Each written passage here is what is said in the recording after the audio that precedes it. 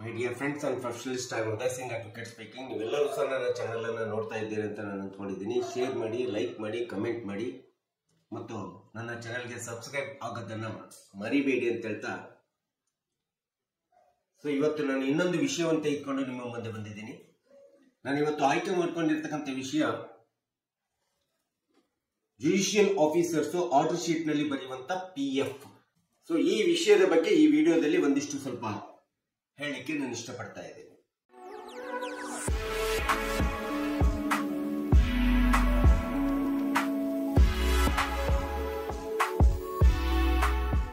ನ್ಯಾಯಾಲಯದ ಯಾವುದೇ ಒಂದು ಆರ್ಡರ್ ಶೀಟ್ ಅನ್ನು ನೋಡಿದಾಗ ಅಥವಾ ಯಾವುದೇ ಒಂದು ಆರ್ಡರ್ ಅನ್ನು ನೋಡಿದಂತ ಸಂದರ್ಭದಲ್ಲಿ ನಮಗೆ ಮುದ್ದತನ್ನ ಡೇಟ್ ಅನ್ನು ಕೊಟ್ಟಂತ ಸಂದರ್ಭದಲ್ಲಿ ಆ ಆರ್ಡರ್ನ ಒಳಗಡೆ ಮಾನ್ಯ ನ್ಯಾಯಾಲಯ ಅಥವಾ ನ್ಯಾಯಾಧೀಶರುಗಳು ಸಹಜವಾಗಿ ನಮಗೆ PF ಅನ್ನು ತುಂಬಿ ಅಂತೇಳಿ ಹೇಳ್ತಾರೆ.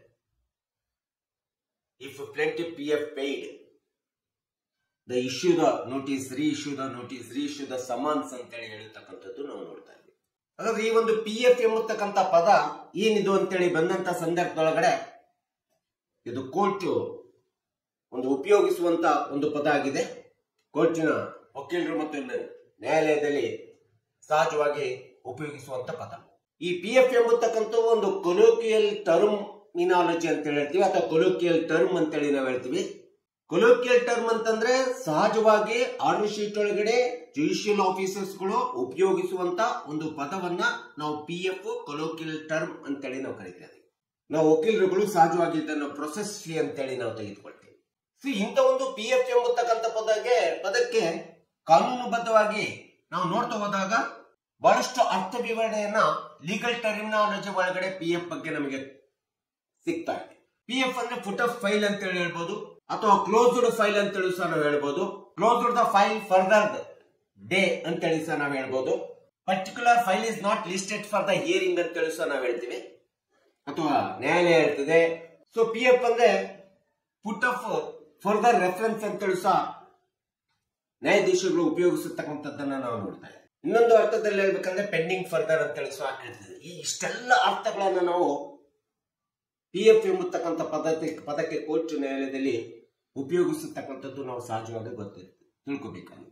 ಸೊ ಇನ್ನು ಹೆಚ್ಚಿನ ಅರ್ಥದಲ್ಲಿ ನಾವು PF ಗೆ ಅಂತಂದ್ರೆ ಪ್ರೊಸೆಸ್ ಫೀ ಅನ್ನೋದೊಂದು ಬಿಟ್ಟು ನಮಗೆ ವಕೀಲರಿಗೆ ಬೇರೆ ಯಾವುದೇ ವಿಧವಾದಂತಹ ಅರ್ಥದ ಬಗ್ಗೆ ನಾವು ಇದ್ರ ಬಗ್ಗೆ ಯೋಚನೆ ಮಾಡೋದಿಲ್ಲ. ಕಕ್ಷಿದಾರಿಗಂತೂ ಇನ್ನೂ ಗೊತ್ತಿರೋದಿಲ್ಲ. ಪಕ್ಷಕಾರರಿಗೆ PF ತುಂಬಬೇಕನ್ನೋದಷ್ಟೇ ಗೊತ್ತಿರ್ತದೆ ಅವರಿಗೆ. ಅದು ತಿಳ್ಕೊಂಡಿರ್ತಕ್ಕಂಥದ್ದೇ ಕೋರ್ಟಿನ ಒಡನಾಟ ಇರ್ತಕ್ಕಂಥವರಿಗೆ ಮಾತ್ರ ಗೊತ್ತಿರ್ತದೆ. ಪ್ರೊಸೆಸ್ ಫೀ ತುಂಬಿಲ್ಲ ನಮ್ಮ ವಕೀಲರು ಎಂಬತಕ್ಕಂಥದ್ದಷ್ಟೇ ಗೊತ್ತಿರ್ತದೆ. So C the word in PF it indicates the lot of meaning ಅಂತೇಳಿ ನಾವು ಹೇಳ್ಬೇಕಾಗುತ್ತೆ.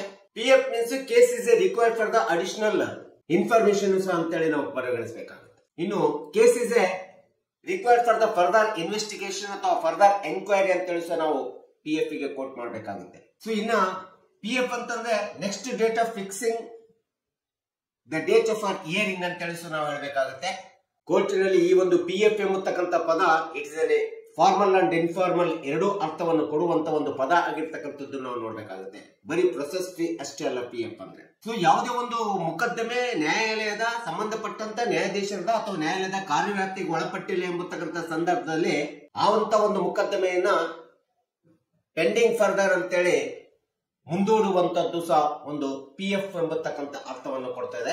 ಯಾಕಂದ್ರೆ ಆ ನ್ಯಾಯಾಂಗದ ಕಾರ್ಯವ್ಯಾಪ್ತಿಗೆ ಆ ಮೊಕದ್ದಮೆ ಸಂಬಂಧಪಟ್ಟಿಲ್ಲ ಅಂದಾಗ ಅದನ್ನ PF ಅಂತೇಳಿ ಮುಂದೂಡ್ತಾರೆ, ಪೆಂಡಿಂಗ್ ಫರ್ದರ್ ಅಂತೇಳಿ ಮುಂದೂಡ್ತಕ್ಕಂಥದ್ದು ನಾವು ನೋಡ್ತಾರೆ. ಈ PF ಎಂಬತಕ್ಕಂಥದ್ದು ನ್ಯಾಯಾಲಯಗಳಲ್ಲಿ it is using the official terminology ಅಂತೇಳಿ ಸಹ ಯೂಸ್ ಮಾಡ್ತಾ ಇದ್ದು. ಕೋರ್ಟಿನ ನ್ಯಾಯಾಲಯಗಳಲ್ಲಿ ಇರ್ತಕ್ಕಂಥ ಕಚೇರಿಗಳೇನಿರ್ತವೆ ಆ ಒಂದು ಆಡಳಿತಾತ್ಮಕ ಕಚೇರಿಗಳಲ್ಲೂ ಸಹ ಇದನ್ನ ಅಫಿಷಿಯಲ್ ಪದವಾಗಿ, ಅಫಿಷಿಯಲ್ ಟರ್ಮಿನಾಲಜಿ ಪದವಾಗಿ, ಲೀಗಲ್ ಲೆಜಿಟಿಮೇಟ್ ಪದವಾಗಿ ಉಪಯೋಗಿಸತಕ್ಕಂಥದ್ದು ಸಹ ನಾವಿಲ್ಲಿ ನೋಡ್ತಾ ಇದ್ದೀವಿ. PF ಇದಕ್ಕೆ PF ಎಂಬತಕ್ಕಂಥದ್ದೇ ಸ್ಪೆಸಿಫಿಕ್ ಕಂಟೆಸ್ಟ್ ಯೂಸ್ ಮಾಡುವಂತ ವರ್ಡ್ ಇರುತ್ತದೆ. ಆ ಸ್ಪೆಸಿಫಿಕ್ ಆಗಿ ಕಂಟೆಸ್ಟ್ ಅನ್ನು ಕೊಡುವಂತ ಯೂಸ್ ಮಾಡುವಂತ ಒಂದು ಅಫಿಷಿಯಲ್ ಪದವು ಸಹ PF ಆಗಿರ್ತಕ್ಕಂಥದ್ದು ನಾವು ನೋಡ್ತಾ ಇದ್ದೀವಿ.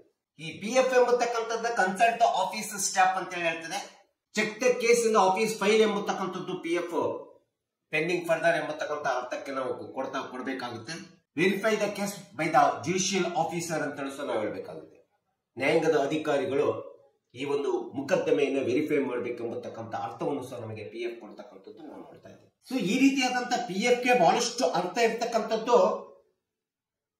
ನಮ್ಮಂತ ವಕೀಲರಿಗೆ ಎಷ್ಟೋ ಗೊತ್ತಿರೋದಿಲ್ಲ. ಇನ್ನು ಕಕ್ಷಿದಾರರು ಸಾರ್ವಜನಿಕರಿಗೆ ಗೊತ್ತಾಗ್ಲಿಕ್ಕೆ ಹೇಗಾಗುತ್ತೆ, ನಮಗೆ ಪ್ರೊಸೆಸ್ ಫೀ ಎಂಬತಕ್ಕಂಥದ್ರ ಬಗ್ಗೆ ಅತಿ ಹೆಚ್ಚಾಗಿ ಪಿ ಎಫ್ ಅಂತೇಳಿ ನಾವು ತಿಳ್ಕೊಂಡಿರ್ತೀವಿ, ಅಥವಾ ಪೆಂಡಿಂಗ್ ಫರ್ದರ್ ಅಂತೇಳಿ ಕೂಡ ಅಂದ್ಕೊಂಡಿರ್ತೀವಿ. ಸೊ ಇಂಥ ಒಂದು ಪಿ ಎಫ್ ಪದದ ಬಗ್ಗೆ ಸಂಪೂರ್ಣವಾಗಿ ನಾವು ಅದರ ಸಂಪೂರ್ಣ ವಿವರಣೆ ವಿಶ್ಲೇಷಣೆ ತೆಗೆದುಕೋಬೇಕಂತಂದ್ರೆ ನಾವು ಕೋರ್ಟ್ ಪ್ರೊಸೀಜರಲ್ ಮ್ಯಾನ್ಯುವಲ್ ಅನ್ನ ರೆಫರ್ ಮಾಡಬೇಕಾಗುತ್ತೆ, ಅಥವಾ ಜುಡಿಷಿಯಲ್ ಆಫೀಸರ್ಸ್ ಗೈಡ್ ಲೈನ್ಸ್ ಅನ್ನ ರೆಫರ್ ಮಾಡಿದಾಗ ನಮಗೆ ಪಿ ಎಫ್ ನ ಸಂಪೂರ್ಣ ಅರ್ಥ ಸಿಗತಕ್ಕಂಥದ್ದು ನಾವು ನೋಡ್ತಾ ಇದ್ದೀವಿ.